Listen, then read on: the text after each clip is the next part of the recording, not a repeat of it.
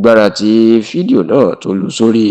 ẹ̀rọ ayélujára lọ́jọ́ Ṣẹ́gun tí í ṣe ọjọ́ Tuesday ọ̀sẹ̀ tá a wà nínú ẹ̀ yìí, ìyẹn ọjọ́ 27 nínú oṣù kìíní ọdún tá a wà yìí,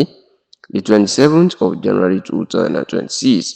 nínú àwọn èèyàn náà ti bẹ̀rẹ̀ sí ní máa sọ oríṣiríṣi ọ̀rọ̀ nípa gbajúgbajà olórin fújì ní Alhaji Abdulwasi Alabi Ọdẹ́tọ́lá, ẹni tí ó gbajúmọ̀ mọ̀ sí Pasuma Wonder tàbí ọ̀gá ńlá fújì, lórí àjọṣepọ̀ àárín òun àti gbajúgbajà òṣèrébìnrin ní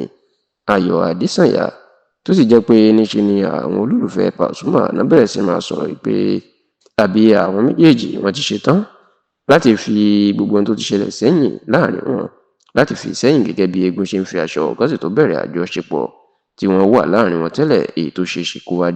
kó yọrí sí ìgbéyàwó ní àsìkò yìí. Ẹ̀rẹ̀ ti pé pọ̀ ọdún sẹ́yìn ìní àjọṣepọ̀ wà láàrin Pasuma àti Ayọ̀ Adésànyà òní tíátà táwọn méjèèjì tó ń fẹ́ra wọn, ṣùgbọ́n tó jẹ́ pé lójijì ìní àjọṣepọ̀ wọn dàrú tí àwọn méjèèjì tí wọn ò sì lè padà fẹ́ra wọn mọ́. Kódà lẹ́yìn ìgbà náà, Ayọ̀ Adésànyà ó ti lọ fẹ́ Goriola Hassan tí òun náà jẹ́ gbajúgbajà òṣèré tíátà tó sì ti di ọba ní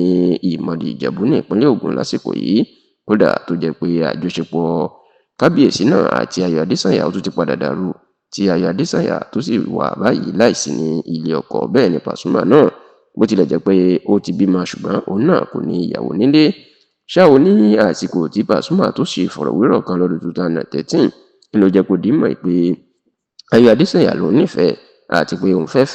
lóòótọ́ ni tí gbogbo àwọn ẹbí àwọn sì ti mọ̀ra wọn, ṣùgbọ́n tó ní àwọn oníròyìn pàápàá ìwé ìròyìn kan tó pè ní Fame Newspaper, ó ní àwọn ló máa bà àjọṣepọ̀ náà jẹ́ nígbà tí wọ́n rí òun àti Ayọ̀ Adésànyà lásìkò táwọn ń ṣe àjọṣepọ̀ àwọn ní bòńkẹ́lẹ́, tán rí àwọn ní òde àríyá kan, tán ya àwòrán àwọn méjèèjì tí wọ́n sì gbé inú pépà wọn, inú ìwé ìròyìn wọn. Ó lásìkò náà ìní ariwo gba ìgboro nítorí pé olókìkí lòun, tó sì ní ariwo náà ẹ̀mí Ayọ̀ Adésànyà kò gbé nítorí kò ríru awuyewuye àti ariwo bẹ́ẹ̀ láyé ẹ̀. Ó ní eléyìí ló jẹ́ kí Ayọ̀ Adésànyà kó máa sá fún òun díẹ̀díẹ̀ títí tí òun fi rí pé kò nífẹ̀ẹ́ sí àjọṣepọ̀ òun mọ́. Nígbà tàbí Pasuma nígbà náà lọ́dún 2013 pé ṣé bí Ayọ̀ Adésànyà bá padà wálé ní ṣé yóò fẹ́, ó lóun yóò fẹ́ òun nítorí pé òun sì nífẹ̀ẹ́. Ṣá o lẹ́yìn ọdún bíi 13 tó ti ṣe ìfọ̀rọ̀wérọ̀ náà, lọ́jọ́ Ìṣẹ́gun tí í ṣe ọjọ́ Tuesday ọ̀sẹ̀ tá a wà nínú ẹ̀ yìí, ní àwọn èèyàn ni wọ́n rí Pasuma lọ́dọ̀ Ayọ̀ Adésànyà níbi tí ó ti lọ ṣe ìfọ̀rọ̀wérọ̀ fún.